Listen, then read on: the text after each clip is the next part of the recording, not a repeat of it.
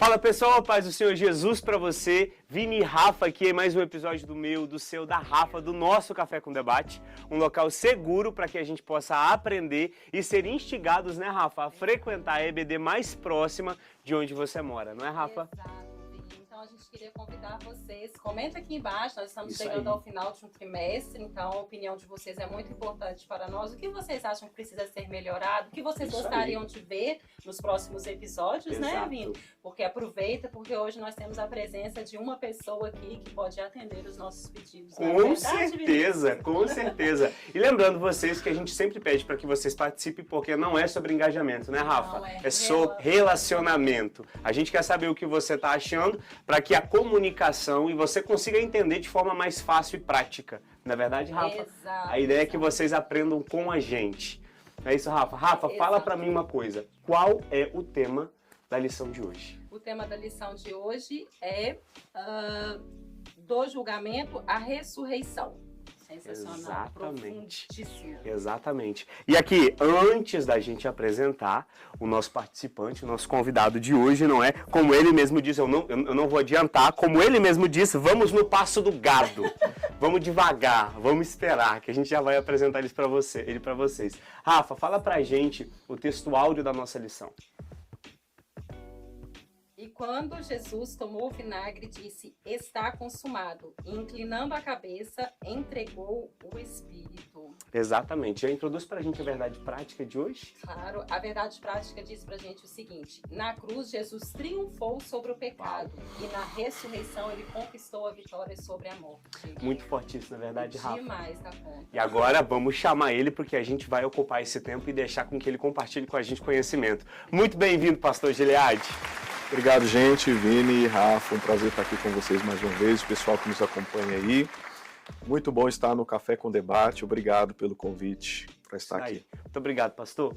Muito bem-vindo, pastor. E nós vamos agora compartilhar com os irmãos os nossos objetivos, Isso da daí. lição de hoje, que diz que sobre a descrição da prisão e da condenação de Jesus é o que nós vamos aprender, sobre o significado dessa crucificação, dessa morte, do sepultamento de Jesus e incentivar você que está nos assistindo também a vir para aprender, para aprender a celebrar conosco a ressurreição de Cristo, que ela é o motivo da nossa esperança. Exatamente. Exatamente. Pastor, para iniciar, a Rafa falou sobre graça, sobre esperança. E a nossa lição desse trimestre está falando muito sobre isso, apresentando Cristo, né? Eu queria que o senhor falasse para a gente sobre essa questão de graça e esperança. Como ela pode ser manifesta nos dias de hoje nas nossas vidas? Então, eu acho que a esperança, ela só é uma realidade por causa da graça, né? Isso. E quando nós olhamos para a palavra do Senhor, a esperança que nós temos é resultado desse favor que recebemos da parte de Deus sem merecermos na cruz do Calvário. Então eu acho que se nós quisermos de fato termos uma esperança viva, real, no coração e na nossa vida cotidiana, nós precisamos conhecer melhor a cruz de Cristo. Exato. Uau! É interessante essa lição, né, atual que João vai nos trazer a respeito de toda aquela narrativa, né, da prisão de Jesus até a sua ressurreição, né? Começa triste, mas graças a Deus termina bem. E assim, a palavra vai nos dizer que Jesus ele passa pelo Getsemane, né, Vini, passou. É um momento de angústia, um momento de muita tristeza, né? Ele acaba sendo entregue aos soldados através de um reconhecimento por Judas, seu discípulo, que o havia traído, né? Então ele é levado preso, ele sofre todo tipo de escárnio, todo tipo de afronta, né? Então ele é levado até Pilatos, que tenta evitar a sua crucificação, mas ele não consegue. Né? Ele acaba entregando ele para a morte, né? Então Jesus ele é crucificado. E depois ele ser crucificado, né, ele acaba que ele é sepultado, mas aí vem a esperança. Na manhã de domingo há um terremoto, a Bíblia nos relata, e Jesus ele ressuscita, nos trazendo essa esperança. Eu queria que o senhor contribuísse conosco, pastor, a respeito disso, porque a nossa verdade prática vai dizer que Jesus ele triunfou sobre o pecado e na ressurreição ele conquistou a vitória sobre a morte. Diante de todo esse cenário da sua prisão, da sua crucificação, da sua ressurreição. Queria que o senhor colaborasse com nós para a gente entender essa visão do autor e para a gente crescer em conhecimento, Isso. porque estamos aqui para aprender. Exatamente. Né? Rafa, ele, na verdade, essa expressão triunfou que aparece na lição emprestada de Colossenses, ela é, na verdade, uma expressão que o apóstolo Paulo usa, que era muito comum nos tempos do apóstolo Paulo, né, no mundo greco-romano, e ela era uma expressão usada para quando o imperador ou o general do exército romano ele entrava na cidade celebrando a vitória sobre os seus inimigos. Então, quando ele diz assim, triunfou sobre eles, ele está dizendo que houve na cruz uma vitória, né, conquistada por Cristo no mundo espiritual, a qual nós não conseguimos enxergar, como seres humanos, né, falando como homem que somos. Eu acho interessante e fica uma sugestão para os nossos ouvintes, participantes, enfim, de um livro que ele é um clássico para a fé cristã, que se chama A Cruz de Cristo, escrito pelo John Stott. O John Stott ele foi um teólogo anglicano do século passado, e esse livro ele aborda tanto a vitória da cruz como a vitória na ressurreição. E uma coisa que ele diz que é muito interessante, ele diz que muito do sofrimento de Cristo, inclusive o momento dele estar na cruz e todo o tempo que ele esteve na cruz, tem uma repercussão no mundo espiritual, muito mais no mundo espiritual do que no mundo material. É por isso que os discípulos não compreenderam o que estava acontecendo, fugiram com medo, as pessoas que estavam ali passavam zombando, fazendo gracejos, mas no mundo espiritual estava acontecendo uma apoteose, porque estava acontecendo uma grande vitória. E John Stott afirma, e eu concordo com ele, que a ressurreição tem muito mais a ver conosco, como seres humanos, porque a vitória, de acordo com ele, da ressurreição está para o nosso coração como seres humanos. Porque se eu estivesse dizendo para alguém, o Senhor Jesus Cristo venceu, ele triunfou, ele venceu o inimigo. Se eu estou falando isso para uma pessoa, um homem, uma mulher, alguém, ele naturalmente vai requerer evidências. Né? Então a ressurreição, ela é muito mais evidência para nós do que o mundo espiritual. No mundo espiritual, a grande vitória está na cruz, ou seja, o grande acontecimento está na cruz. Então, John Stott diz que naquele momento que ele estava sofrendo, apanhando, e aquele momento na cruz, aquilo teve uma repercussão no mundo espiritual que nós não conseguimos enxergar, mas no nosso mundo teve uma grande repercussão o fato dele haver ressuscitado. É a ressurreição que diferencia nessa esfera a fé que nós temos. Né? Então eu acho que tanto a morte dele, que tem um peso tão especial na dimensão espiritual, quanto a sua ressurreição, que também, obviamente, tem um peso no mundo espiritual, mas principalmente no nosso mundo, porque é a garantia que nós temos de que nós um dia também seremos como ele é. A ressurreição é a garantia disso. Então, para nós, crentes, é por isso que a gente costuma dizer, na Páscoa, nós cristãos celebramos muito a ressurreição, porque é uma evidência muito clara, material, para nós, de que houve uma vitória e de que haverá uma conclusão para nós do que já foi realizado no mundo espiritual, porque a gente não consegue ver agora. Para nós é uma história que nós cremos pela fé. Por isso muitas vezes a gente diz, você tem que crer, você tem que aceitar pela fé. É verdade, nós temos que crer nessa vitória na região celestial, no mundo espiritual pela fé, mas essa vitória também ela é real no nosso mundo por causa da ressurreição. Isso. Então a evidência, a nossa esperança de que vai acontecer o que ele disse que vai acontecer é o fato do túmulo estar vazio. Essa não é a esperança do diabo, porque ele já perdeu. No mundo espiritual ele já foi derrotado, então ele não está na expectativa de que vai acontecer alguma coisa com ele, né? Porque essa vitória já foi concretizada na região celestial. Agora, para nós ainda fica uma expectativa. Nós vamos vencer, nós vamos sair desse mundo, nós estamos gemendo, mas vamos passar disso para melhor. E qual é a certeza que eu tenho disso? O túmulo está vazio. Uau! Você recebeu aí, Rafa? Nossa, minha cabeça já Eu tá tô aqui até... assim. Ainda nessa pegada, Rafa, eu quero te chamar para participar com a gente. Sim, sim. Rafa, a gente sabe que ali pro final do que alguns acreditam ser a história, mas a gente sabe que não era o final, existiam 2 homens que foram crucificados junto com Jesus, né? Eu queria perguntar para você, Rafa, por que eles estavam ali e se isso já havia sido profetizado antes? Sim, sim. Na Bíblia nada é coincidência, né? Todo relato ele tem, geralmente o Novo Testamento ele vem para testificar o que foi dito Sim. no Velho, né? Então, sim, Isaías profetizou para a gente a respeito do servo do Senhor, que ele seria contado como os transgressores, Sim. né? Lá em Isaías 53. E no Gólgota, lugar de horrores, onde Jesus ele foi erguido numa cruz, ele foi colocado entre 2 pecadores. Ele foi colocado no centro, porque a crucificação era o pior tipo de morte que tinha na época. Era a morte dos criminosos mais sórdidos. E Jesus no centro, porque ele era refutado, ele era tido como o mais criminoso. Então tinha o da esquerda e tinha o da direita.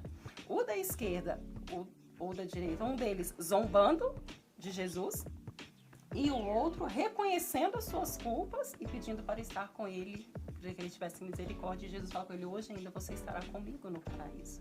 Então eu acho assim, essa passagem trazendo para a gente hoje diz muito a respeito de nós, até mesmo cristãos e não cristãos também, que sempre haverão aqueles que não crerão, mesmo vendo o que está acontecendo, mas haverá aqueles que, apesar dos seus pecados, eles se arrependerão e testificarão que Jesus ele veio para nos trazer vitória através da ressurreição. Uau, incrível. Sensacional. Incrível. Profundo. Gente, viu? Deus usa ela direto, vocês estão vendo, né? Pastor, aproveitando, eu quero te fazer agora uma pergunta pessoal. Não está no script, mas a gente sabe que no meio dessa história e de tudo isso que foi acontecendo, os discípulos viram que Jesus estava indo para ser crucificado e naquele momento houve aquele sentimento de o caminho está sendo crucificado, para onde eu vou? O que eu queria perguntar para o Senhor na sua opinião, qual seria um motivo pelo qual naquele momento, aquele desespero, conhecendo Jesus, sabendo que ele tinha poder para ressuscitar, porque o medo passou por eles, mesmo eles conhecendo a Jesus? Porque a única forma da gente entender essa reação diante da crucificação é o fato de não haver acontecido ainda naquela ocasião a descida do Espírito. Porque a descida do Espírito Santo não é só um revestimento de poder para te dar ousadia para pregar. A descida do Espírito Santo, um dos ministérios do Espírito Santo é o ministério da iluminação. Então o Espírito ele ilumina, ele traz compreensão. E Jesus já havia profetizado disso. Olha, virá outro Consolador que vos ensinará todas as coisas. E vocês vão conhecer todas as coisas. Todas as coisas ali concernentes a Ele. Né? Então, os discípulos não entenderam, não compreenderam. Nenhum deles entendeu absolutamente nada, porque ainda não haviam experimentado a iluminação do Espírito. Às vezes eu vejo algumas pessoas até zombando, dizendo: se eu tivesse lá, nunca que eu teria abandonado Jesus. Teria do mesmo jeito. Sim. Né? Porque a pessoa, ela diz isso, apresenta essa crítica, mas ela apresenta essa crítica convivendo com o Espírito Santo. Né? Então, nós não sabemos o que é falar de Cristo sem a iluminação do Espírito. Então, assim, esse medo, esse temor, esse pavor, foi uma realidade por causa da ausência da iluminação do Espírito. E Jesus disse: Ele estará em vós. Então, quando Ele vier, vocês vão entender. E é tão interessante isso que, às vezes, a gente tem um texto em Mateus 28 que a gente passa rápido por ele. Mas diz que, nos últimos versículos, Jesus foi para o monte designado, o Monte das Oliveiras, onde ele seria assunto aos céus, e disse assim que muitos estavam ali e alguns duvidavam. Então tinha gente vendo ele, vendo o que estava acontecendo, mas ainda não conseguia confiar naquilo que estava diante dos olhos dele. E isso acontece muitas vezes, e até mesmo nos nossos dias, nós temos pessoas que às vezes estão na casa do Senhor, num momento espiritual, e Deus está se movendo, Deus está agindo, ela está ali, vendo, mas ainda assim ela não crê. Então eu bato muito nessa tecla porque é o que a Bíblia mostra de fato. Existe uma necessidade preeminente no ser humano de depender do Espírito. Então, as coisas espirituais, elas são discernidas espiritualmente. Paulo disse depois, o homem espiritual, ele discerne bem todas as coisas. E ele de ninguém é discernido. Ou seja, a pessoa que não é espiritual, ela não entende o homem espiritual, nem os assuntos espirituais. É por isso que nós estamos na nossa igreja aqui local ministrando sobre o Apocalipse, e eu disse isso logo na primeira mensagem. Eu disse, muita gente interpreta o Apocalipse, ou lê o Apocalipse, ou vejo até documentários sobre o Apocalipse, e o primeiro versículo está muito claro. O Apocalipse é para os servos do Senhor Jesus Cristo. Então, se você não é servo dele, você não vai compreender. Por que você não vai compreender? Porque João está falando de coisas espirituais, que só se discernem entre espirituais. Então, uma pessoa lê, ela fala, nossa, mas que confusão, que bagunça, é difícil, eu não estou entendendo nada, é um terror, é um pavor. Por quê? Porque ela está lendo sem a ajuda do Espírito. Então, nós nunca podemos subestimar a necessidade que nós temos da inspiração do Espírito para compreender o trabalhar de Deus. Eu acho que esse foi o problema dos discípulos. Ou foi a dificuldade que eles tiveram para não entender nada do que estava acontecendo. E deixa eu, assim, aproveitar que a gente está nesse embalo e ir mais longe ainda. Eu estava conversando alguns dias atrás com alguns irmãos, assim, batendo um papo sobre Bíblia, e nós começamos a conversar e surgiu a história, o papo de Judas. E aí, você fez a pergunta para a Rafa aqui sobre os ladrões, se isso já estava profetizado e tal, e um dos irmãos fez essa pergunta. Ele disse, pastor, mas ele já estava predestinado para isso. Ele já estava escrito que haveria o filho da perdição, que haveria o traidor. E como é que se encaixa tudo isso e tal? Bom, e uma das coisas que a gente estava conversando, quando nós começamos a falar sobre esse tema, é que eu disse assim, eu acho, esse é o meu achômetro, que Judas pensava que Jesus não ia ser preso. Na mente dele ia acontecer o que já havia acontecido outras vezes. Quando você lê os evangelhos, algumas vezes Jesus foi buscado para ser preso e ele escapou, ele fugiu. De maneira sobrenatural, e o texto só diz assim, ainda não era chegada a sua hora, ainda não era chegada a sua hora. Então, na mente de Judas Iscariotes era, vou entregar esse cara, vou ganhar um dinheiro, ele vai fugir como ele já fez outras vezes, e eu saí com o bolso cheio, porque ele era muito interessado em ter dinheiro. Só que o plano deu errado, porque ele vem até Jesus, eu acho que ele ficou pensando assim, vou lá, dê um beijo, vê os soldados, Jesus fala, sou eu, os soldados caem, diz, pronto, eu sabia que ia dar certo, vou fugir, agora eu tô com meu dinheiro, ganhei dinheiro e tá tudo certo. Sim. Só que aí Jesus se entrega. E quando Jesus se entrega e é levado, e ele começa a perceber aquilo entra um desespero nele. Por quê? Porque ele não tinha o conhecimento do que estava acontecendo. Para ele ia ser mais um dia que Jesus ia escapar e ele ia ter dinheiro. Quando ele percebe isso, ele corre e volta até o Sinédrio, aos líderes, e diz assim, eu traí sangue inocente, tá errado isso aqui. Porque ele entendeu que o plano dele, na verdade, havia sido um fracasso, que agora Jesus se entregou, agora a história estava terminada para ele. E eu costumo dizer o seguinte, se Judas tivesse tido a mesma atitude de Pedro e permanecesse, ele teria encontrado salvação. Porque Pedro negou, Judas traiu. Judas nunca disse que não conhecia Jesus. Nunca. Pelo contrário, ele conhecia tanto e fez questão de dizer quem ele era. Pedro negou, eu não conheço esse homem, nunca ouvi falar dele. E esse homem, você está me confundindo, não me coloque junto com essa pessoa. Eu, particularmente, eu tenho, assim, um questionamento. O que é pior? Trair ou negar? Eu acho que negar talvez tenha sido muito pior, pelo menos na minha avaliação. Mas ainda assim houve salvação, houve saída Sim. para Pedro. Se Judas tivesse esperado 2 dias, ele teria sido alcançado pela graça do Senhor. Então, eu cortando o Senhor, né, Sim. Eu não vou lembrar quem ao certo, eu ouvi um comentário de uma pessoa que falou assim, ele é mestre, eu não vou lembrar o nome ao certo, que falou assim, talvez, diante de tudo isso, eu falei achômetro, né, pastor? Sim, Nós estamos confirmando. Judas, após ver que o plano dele deu errado, talvez se ao invés de ele ter ido no Sinédrio, ele tivesse ido a Jesus, Claro. talvez tinha tido uma mudança. Sim. Porque ele teve a oportunidade de se arrepender, mas ele procurou a pessoa errada. Isso. Então eu acho que isso talvez também vá de encontro com o que o senhor falou. Opa, se eu tivesse esperado 2 dias, se eu tivesse ido até o meu Senhor, pedido perdão, porque, poxa, eu te entreguei.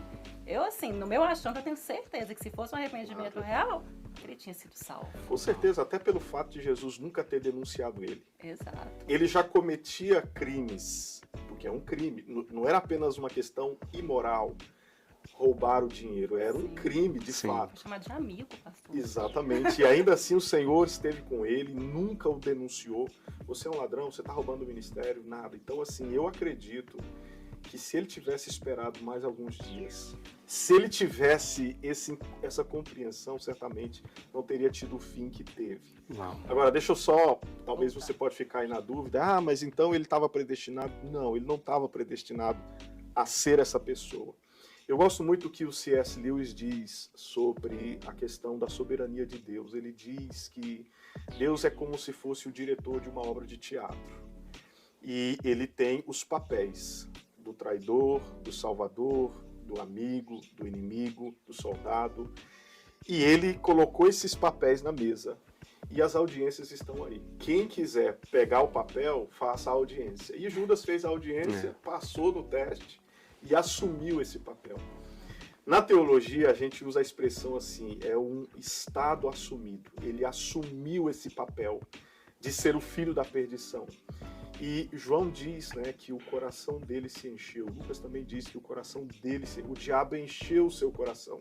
Ou seja, ele assumiu o papel por sua própria decisão, pelas suas escolhas que foram colaborando para que ele chegasse e se tornasse quem ele se tornou. Mas ainda assim, haveria espaço se ele tivesse esperado um pouquinho de tempo. Aquele que haveria de vir, viria e haveria salvação. Uau! Eu sei que você recebeu aí, eu também estou recebendo aqui, mas antes eu não posso finalizar sem fazer essa pergunta e eu quero que vocês compartilhem comigo, Rafa e Pastor, rapidamente a opinião de vocês sobre. O Pastor falou a respeito do Espírito de Deus, a Rafa disse a respeito de escolher a pessoa para quem você vai, aonde você vai. Como eu posso me achegar e conhecer o Espírito de Deus? Para o pessoal que está ouvindo a gente, talvez tenha essa dúvida, Pastor. Vini, eu acho que tudo começa com a palavra, né? Eu entendo que as escrituras, ela é o ponto de partida, porque se nós estamos falando de uma pessoa, um ser espiritual, a única maneira, pelo menos que eu entendo, de você se abrir para esse ser espiritual é começando por algo que é patente, que você pode tocar, material. E a única coisa material que nós temos disponível agora é a palavra de Deus. Então eu acho que para uma comunhão com o Espírito começa pela palavra. Eu tenho muita dificuldade quando alguém começa uma comunhão com o Espírito sem a palavra. Normalmente vai dar errado, vai dar problema. Então eu acho que quanto mais você lê a palavra, mais você conhece do Espírito e mais ele se revela a você. Sim. Porque algumas pessoas precisam entender o seguinte: a palavra de Deus, a Bíblia Sagrada, ela é vista como, ela é afirmada várias vezes no Novo Testamento também como a verdade, né? Então, assim, se você não compreender isso no coração e aceitar esse fato de que é a verdade do Senhor, o Espírito Santo que se interessa pela verdade da palavra não terá interesse também em se revelar a você. É mais ou menos assim. Nós temos amigos e nós somos amigos porque nós temos afinidades. E a afinidade pode ser um time de futebol, pode ser o café, pode ser a comida, enfim, a cultura, um aspecto da cultura. Muitas pessoas não têm amizade com o Espírito Santo porque elas não se interessam pelo que o Espírito Santo se interessa. E um dos grandes interesses, para não dizer o maior interesse dele, é a Bíblia Sagrada, são as Escrituras. Então, se eu me interesso pelas Escrituras, logo o Espírito Santo vai ter interesse em ser meu amigo. Eu quero ser amigo desse cara, porque ele gosta do que eu gosto também. Ele se interessa pelas profundezas de Deus, eu quero ser amigo dele. Então, eu acho que um bom passo inicial é desenvolver o hábito de ler a Palavra de Deus, de estudar a Palavra de Deus, de ler ler. Há um poder na leitura da palavra. Amém. Não é por acaso que o Apocalipse diz, bem-aventurado aquele que lê. Amém. Então, comece lendo a palavra, daí você vai descobrir coisas maravilhosas do Espírito. Incrível. Rafa? Concordo, e eu acho que eu não vou dizer erro, talvez vai se perdendo no meio cristão esse hábito, né, pastor? Dos cultos de ensino, das escolas dominicais, desse aprender mais da palavra. As pessoas querem tudo muito pronto, elas não querem aquele momento de sentar, de ouvir o que o Senhor tem para falar através da... Passa o olho, né? Vou passar o olho, fiz o meu dever de casa, agora eu posso ir para o meu dia. E não é assim, igual o senhor falou, tem que ter uma afinidade, porque à medida que eu vou lendo a palavra, o Espírito Santo, ele vem me convencendo. Eu leio a palavra, eu vejo que eu me convenço que eu sou pecadora, que eu sou tenho necessidade da graça do Senhor em mim, e o Espírito Santo vai trabalhando. Se eu não leio a palavra, igual o senhor falou, como um hábito, se eu não deixo o Espírito Santo trabalhar em mim, eu não vou me desenvolver em intimidade com ele. Eu vou passar a não entender. Aí eu viro um cristão, que eu viro um frequentador da igreja e não necessariamente alguém que vive a palavra do Senhor. Então eu acho que esse trabalhar do Espírito é para aquele que se interessa pela palavra, igual o senhor falou, e cultiva um hábito de relacionamento com o Senhor, tempo com o Senhor, amizade, igual o senhor falou. Como que eu vou, a gente já comentou isso em outros episódios, como que eu vou saber o que agrada a ele se eu não gasto tempo para ouvi-lo? Se eu não gasto tempo para entender qual é a vontade dele? E também se eu não me abro para a correção dele em nós. Claro. Porque a gente tem o hábito de querer ler a palavra e reter só aquilo que a gente quer. A gente quer pular as partes ruins, entre aspas, né? Aquela que vai doer na carne. Ah, não, a graça, a super graça, né? Me alcançou. Mas ok, a super graça te alcançou, mas e aí? E a partir disso? O que eu posso fazer para melhorar o meu relacionamento? Porque eu acho que o meu, o seu, o vinho do pastor, em nome de Jesus, de quem está nos ouvindo, o interesse é ser salvo. Isso. É participar da glória do Senhor. E não vamos participar da glória do Senhor sendo um cristão só de por palavra. É por vida com Deus, né? Por relacionamento. Eu acho que esse é o caminho. E só acrescentando, Rafa, Atos capítulo 8, a gente vê o interesse do Espírito Santo nisso. Porque o eunuco está no caminho e quem vê em toda a narrativa, quem aparece é o Espírito Santo. Diz assim, se aproxima dele. Vai lá, Felipe, eu vou te levar até lá. Vai, fala com ele, aproxima desse carro e tal. E você vê que a combinação, o casamento, as escrituras e o espírito e as escrituras. Então, quando ele chega ali, o que você está fazendo? Eu estou lendo, mas não estou entendendo, né? E aí ele, inspirado pelo Espírito, traz toda a iluminação. Então você percebe o interesse do Espírito nas Escrituras. Né? O Espírito Santo não está interessado em fazer a gente ficar rico, fazer a gente ter saúde, ser próspero e ser a última bolacha do pacote. O interesse do Espírito Santo é as Escrituras. Qual é o assunto dele? Se ele sentasse aqui agora do nosso lado, ele está em nós, mas suponhamos que ele fosse uma pessoa, personificasse e sentasse aqui. Qual seria o assunto dele? As políticas imigratórias, o presidente dos Estados Unidos, a guerra do Irã e Israel? Nada disso. Qual é o interesse dele?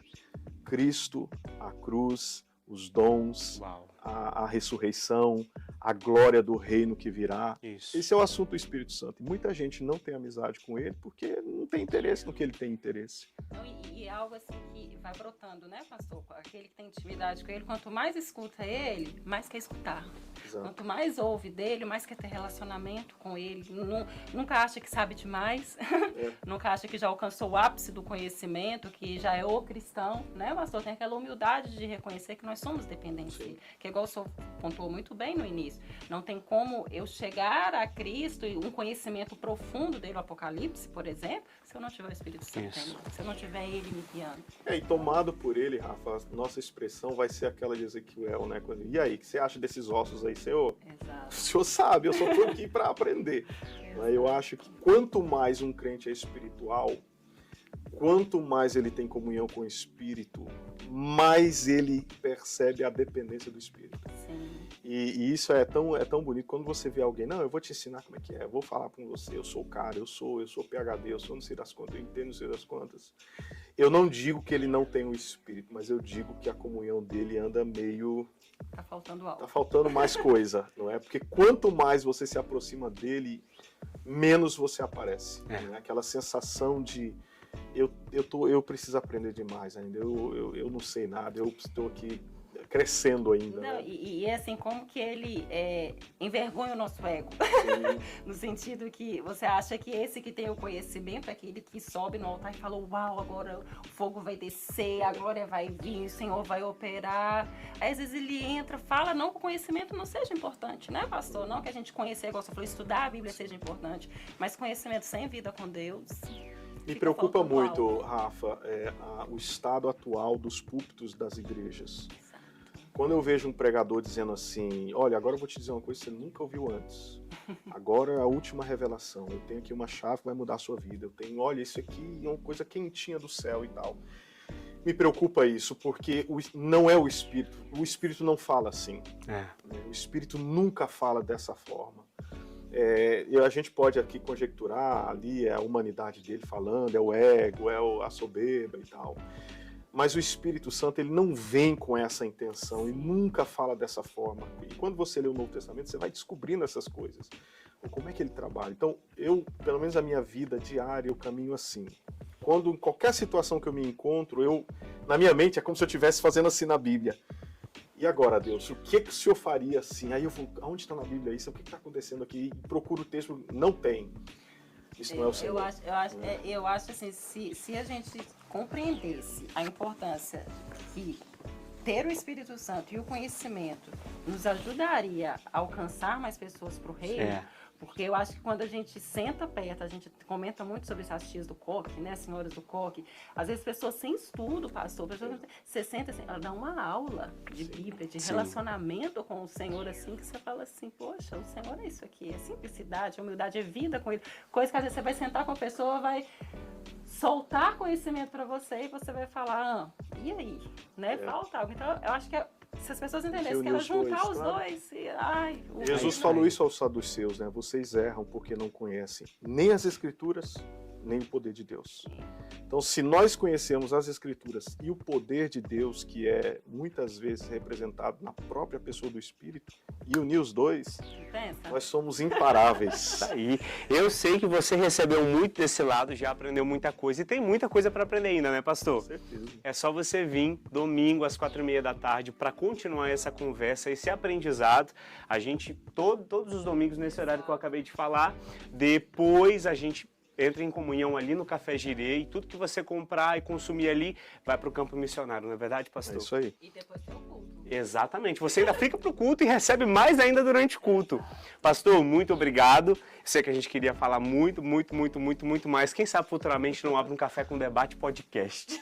Assim, a gente tem muito tempo para falar. Pastor, muito obrigado. Eu vou te servir o café, porque acabou o nosso debate, mas a gente vai para onde, Rafa? Para o nosso café. O nosso café. Enquanto eu te sirvo, eu quero pedir que o Senhor olhe para essa câmera e deixe sua mensagem de esperança para quem está assistindo. Amém. Pessoal, obrigado mais uma vez por nos acompanhar e eu queria incentivar você a sempre acompanhar o Café com Debate.